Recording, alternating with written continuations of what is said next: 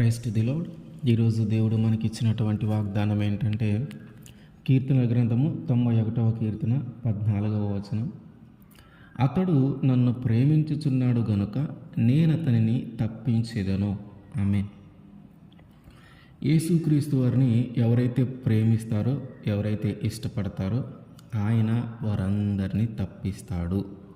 అంటే వారి యొక్క పాపము నుంచి తప్పిస్తాడు, వారి యొక్క శ్రమల నుంచి తప్పిస్తాడు, వారి యొక్క వ్యాధుల నుంచి తప్పిస్తాడు, వారి యొక్క ప్రమాదముల నుంచి తప్పిస్తాడు, వారి యొక్క నష్టముల నుంచి తప్పిస్తాడు.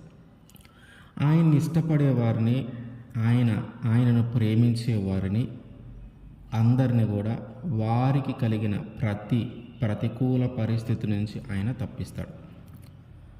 అయితే కొన్నిసార్లు మనము తప్పించబడకుండా ఉండేటటువంటి పరిస్థితులు కూడా మనం చూస్తూ ఉన్నాం. మనం అనుకుంటూ ఉన్నాం, నేను కూడా దేవుణ్ణి ఇష్టపడుతూ ఉన్నాను కదా, నేను కూడా యేసుక్రీస్తు వారిని ప్రేమిస్తూ ఉన్నాను కదా, మరి నేను ఎందుకు ఈ విషయంలో తప్పించబడలేకపోయాను? దేవుడు ఎందుకు ఈ విషయంలో నన్ను కాపాడలేదు? దేవుడు ఎందుకు ఈ పరిస్థితిలో నన్ను రక్షించలేదు అని మనం అనుకుంటూ ఉంటాం. మనము దేవుణ్ణి ప్రేమిస్తూ ఉన్నాం, ఆయన్ని ఇష్టపడుతూ ఉన్నాం అనేది మాటల వరకే పరిమితం అవుతూ ఉందేమో, అది క్రియల రూపంలో కనిపించట్లేదేమో. ఒక ప్రమాదం నుంచి మనం తప్పించబడలేదంటే, ఒక బాధాకరమైన పరిస్థితి నుంచి మనము తప్పించబడలేదంటే, దేవుడు మనల్ని కాపాడలేదంటే, మనము తెలుసుకున్న అంశం ఏంటి? ఎవరైతే ఆయన్ని ప్రేమిస్తారో వాళ్ళందరూ తప్పించబడతారని ఆయన చెప్తూ ఉన్నాడు. మరి నేనెందుకు తప్పించబడలేదు? నేను కూడా దేవుణ్ణి ప్రేమిస్తూ ఉన్నాను కదా, నేను కూడా దేవుణ్ణి ఇష్టపడుతూ ఉన్నాను కదా, మరి నేనెందుకు తప్పించబడలేదు అని మనం అనుకుంటూ ఉన్నాం. కారణం ఏంటంటే, ఒకవేళ మనము నేను నిన్ను ప్రేమిస్తూ ఉన్నానయా అని దేవునితో చెప్పే మాటల వరకే పరిమితం అవుతూ ఉందేమో, అది క్రియల రూపంలో కనిపించట్లేదేమో మనం ఒకసారి సరిచూసుకోవాలి. మనము మన తల్లిదండ్రులను ఇష్టపడుతూ ఉంటాం. అమ్మ నాన్న మీరంటే నాకు చాలా ఇష్టము అని చెప్తూ ఉంటాం. అయితే అది మాటల వరకే పరిమితమయ్యి క్రియల రూపంలో కనిపించకపోతే, అంటే మన తల్లిదండ్రులని మనం ఇష్టపడుతూ ఉన్నప్పుడు మనం ఏం చేస్తాం? వాళ్ళకి సంతోషం కలిగించే పని చేస్తాం, వాళ్ళకి ఆనందం కలిగించే పని చేస్తాం. వాళ్ళు ఏ విషయమో ఏదైతే కోరుకుంటూ ఉన్నారో అది చేయటానికి ఇష్టపడతాం. వారికి కోపము రాకుండా ఉండటానికి ప్రయత్నం చేస్తాం. వారిని బాధపరిచే పనులు మనం చేయం, వాళ్ళకి కోపం వచ్చే పనులు మనం చేయం. వారిని ఎప్పుడు కూడా సంతోషంగా ఉండేలాగా చేయాలనే ప్రయత్నం చేస్తూ ఉంటాం. వాళ్ళని తిట్టడం కానీ, వాళ్ళ మీద తగాదాడటం కానీ, వాళ్ళని ద్వేషించటం కానీ మనం చేయం. వాళ్ళు చెప్పిన మార్గంలో మనం నడుస్తాం, వాళ్ళ మాట ప్రకారం మనం జీవిస్తాం. ఇది చేయమంటే చేస్తాం, ఇది చేయొద్దంటే చేయకుండా ఉంటాం. అంటే ఈ క్రియల రూపంలో కనిపించాలి ప్రేమ. మనము తల్లిదండ్రుల దగ్గరికి వెళ్ళి అమ్మ నాన్న మీరంటే నాకు చాలా ఇష్టం అని చెప్పి వాళ్ళకి ఇష్టం లేని పనులన్నీ చేస్తూ, వాళ్ళని ఏడిపిస్తూ, వాళ్ళని దుఃఖపరుస్తూ, వాళ్ళని బాధపరుస్తూ, వాళ్ళ మీదే తగాదాడుతూ, వాళ్ళనే కొట్టడానికి వెళ్తూ ఉంటే ఇది నిజంగా ప్రేమ ఉన్నట్ట? నిజంగా మనం ప్రేమించే వారమైతే మన మాటల రూపంలోనే కాదు, క్రియల రూపంలో కూడా కనిపించాలి. మనం తప్పించబడట్లేదంటే ఒకవేళ మన యొక్క ప్రేమ మాటల వరకే పరిమితం అయిందేమో. దేవుని విషయంలో క్రియల రూపంలో కనిపించట్లేదేమో. అంటే యేసుక్రీస్తు వారిని మనం ప్రేమిస్తూ ఉన్నాం, యేసుక్రీస్తు వారిని మనం ఇష్టపడుతూ ఉన్నామంటే అది క్రియల రూపంలో ఎలా కనిపించాలి? ఆయనకి సంతోషం కలిగించేది మనం చేయగలగాలి, ఆయనకు ఆనందం కలిగించేది మనం చేయగలగాలి, ఆయన మార్గంలో మనం నడవగలగాలి. ఆయన కోపం తెప్పించేది మనం చేయకూడదు, ఆయనకి చిరాకు పుట్టించేది మనం చేయకూడదు, ఆయనకి బాధ కల్పించేది మనం చేయకూడదు. మనం ఎలా జీవించాలి, ఎలా జీవించకూడదు ఆయన లేఖనాల ద్వారా ముందుగానే మనకి తెలియజేశాడు. ఆయనకి నచ్చిన మార్గంలో మనం నడుస్తూ నచ్చిన పని మనం చేస్తే ఆయన సంతోషపడతాడు. అప్పుడు ఆయన అనుకుంటాడు, నా పిల్లలు నన్ను ఇష్టపడుతూ ఉన్నారు అని.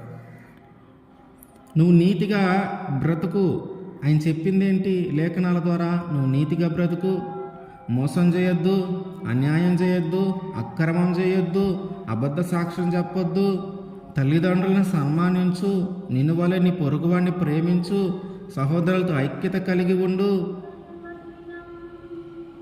అబద్ధం ఆడొద్దు, వ్యభిచరింపొద్దు, దొంగతనం చేయొద్దు, ఈ మోహపు చూపు ఉండొద్దు. ఇట్లా అనేకమైన జీవించవలసిన మార్గాలను, విధానాన్ని, ఒక పద్ధతిని మనకు తెలియజేశాడు. ఇప్పుడు ఇవన్నీ చేస్తే ఆయన సంతోషిస్తాడు. ఇవన్నీ చేస్తే ఆయన మనం ప్రేమించినట్టు, ఇవన్నీ చేస్తే ఆయన మనం ఇష్టపడుతూ ఉన్నట్టు. అంతేగాని ఊరక మాటల రూపంలో చెప్పేసి, అంటే యేసుక్రీస్తు వారంటే నాకు ఇష్టం అనే మాట చెప్పేసి యేసుక్రీస్తు వారు ఎలా జీవించమన్నారో అలా జీవించకుండా మన ఇష్టానుసారంగా జీవిస్తూ, యేసుక్రీస్తు వారికి నచ్చని మార్గంలో మనం నడుస్తూ, నచ్చని పనులు మనం చేస్తూ, ఆయనకి కోపం తెప్పిస్తూ, ఆయనకు బాధ కలిగిస్తూ, ఆయన కన్నీరు కార్చే విధంగా మన యొక్క పనులు ఉంటా ఉంటే ఇంక నువ్వు యేసుక్రీస్తు వారిని ప్రేమించినట్టుగా ఎలా అవుతుంది? యేసుక్రీస్తు వారిని మనం ప్రేమిస్తూ ఉన్నామంటే ఆయన జీవించమన్న విధానంలో మనము జీవించగలగాలి. అందుకని ఆయన అంటాడు యెషయా 29:13, మీరు కేవలం పెదవులతో మాత్రమే ఘనపరుస్తూ ఉన్నారు కానీ తమ హృదయాలు దూరంగా ఉంచుకున్నారు. అంటే దేవుణ్ణి పెదవులతో మాత్రమే ఘనపరుస్తూ ఉన్నారు కానీ వారి హృదయాలను దేవునికి దూరంగా ఉంచారు. హృదయాలే దేవునికి దూరంగా ఉన్నాయంటే వారు చేసే పనులు ఇంకెంత హేయమైనవిగా, ఇంకెంత చండాలంగా, ఇంకెంత చెడ్డ మార్గంలో ఉన్నాయో. పౌలు గారు తీతుకి రాసిన పత్రికలో 1వ అధ్యాయం 16వ వచనంలో, దేవుణ్ణి ఎరుగుదమని వారు చెప్పుకుందరు కానీ అసహ్యులను, అభేదులను, ప్రతి సత్కారము విషయము భ్రష్టులయుండి తమ క్రియల వలన ఆయనను ఎరుగమన్నట్టు ఉన్నారు. దేవుణ్ణి మేము ఎరిగి ఉన్నాం, దేవుని మేము ఇష్టపడుతూ ఉన్నాం, దేవుణ్ణి మేము ప్రేమిస్తూ ఉన్నాం అని వాళ్ళు చెప్పుకుంటారు. కానీ వాళ్ళ యొక్క క్రియలను బట్టి వాళ్ళు ఎట్లాంటి వాళ్ళంటే వారు అసహ్యులు, అవిధేయులు, భ్రష్టులయుండి తమ క్రియల వలన ఆయనను ఎరుగనే అన్నట్టు ఉన్నారు. వాళ్ళు చెప్పే మాటలేమో దేవుని మేము ఎరిగిన వారము, దేవుని మేము ప్రేమించేవారము, దేవుని మేము ఇష్టపడేవారము అని చెప్తా ఉన్నారు. కానీ వాళ్ళ క్రియలు ఎట్లా ఉన్నాయంటే అసలు వాళ్ళ క్రియలు చూసినప్పుడు, వాళ్ళు చేస్తున్న పనులు చూసినప్పుడు వీళ్ళు అసలు దేవుని ఎరుగున వారేమో, దేవుడు తెలియని వారేమో, దేవుణ్ణి ద్వేషించేవారేమో అన్నట్లు ఉన్నాయి వాళ్ళ క్రియలు. మాటలలోనైతేనేమో దేవుని ఎరిగినట్టుగా కనపడుతూ ఉన్నారు, క్రియలలో అయితేనేమో దేవుని ఎరగనట్టుగా కనపడుతూ ఉన్నారు.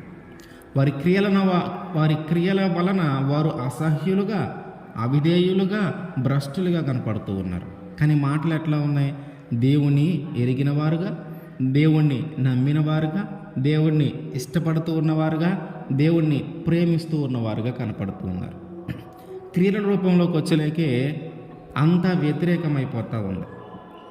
కనుక మనకున్నటువంటి పరిస్థితుల నుంచి మనం తప్పించబడట్లేదంటే, ఒకవేళ మన యొక్క ప్రేమ అనేది, దేవుణ్ణి మనం ఇష్టపడటం అనేది మాటల వరకే సరిపోతుందేమో, క్రియల రూపంలో కనిపించట్లేదేమో.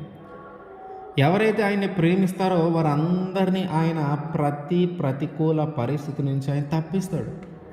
ఈరోజు మనం తప్పించబడలేకపోతా ఉన్నామంటే మనము చూపించే ప్రేమ, మనము చూపించే ఇష్టము మాటల వరకే పరిమితమైందేమో, క్రియల రూపంలో కనిపించట్లేదేమో. దీనిని ఒకసారి మనము చెక్ చేసుకోవాలి, ఒకసారి సరిచూసుకోవాలి. నిజంగా ఆయన ప్రేమించిన వ్యక్తివైతే, నిజంగా ఆయన ఇష్టపడిన వ్యక్తివైతే ఆయన ఖచ్చితంగా నిన్ను తప్పిస్తాడు. ఆమేన్.